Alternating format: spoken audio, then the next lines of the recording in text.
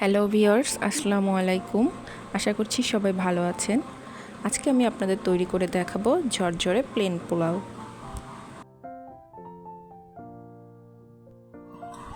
প্রথমে আমি একটা প্যানে তেল গরম করে নিয়েছি। এরপর এখানে দিচ্ছি পেঁয়াজ কুচি। এখন আমি এটাকে বেরেস্তা করে নেব।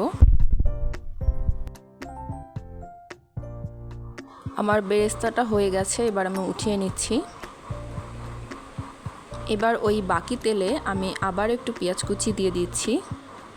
এরপর দিচ্ছি তেজপাতা, দারচিনি, আর দিব এখানে সামান্য শাহি জিরা, যেটা দিলে পোলাওটা অনেক ঘ্রাণের হয় এবং বিয়েবাড়ির একটা স্বাদ আসে। এরপর দিয়ে দিচ্ছি এখানে আমি আগে থেকে ধুয়ে রাখা পোলাওয়ের চাল। এখন আমি পোলাওয়ের চালটা ভালো করে ভেজে নিব তেলের সাথে।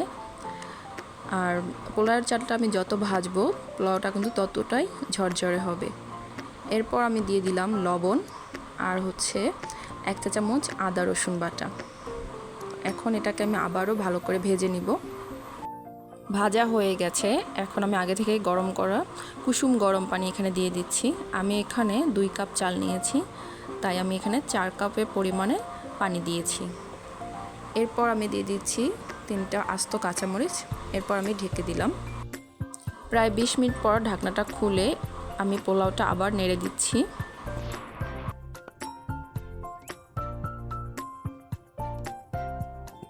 এখন আমি কিছু কিশমিশ দিয়ে দিলাম। এখন আমি পোলাওটাকে আবারও দমে বসিয়ে দিব প্রায় 20 মিনিটের মতো। আর এই পর্যায়ে চুলার হিটটা একদম মিডিয়াম টু লোয়ে থাকবে।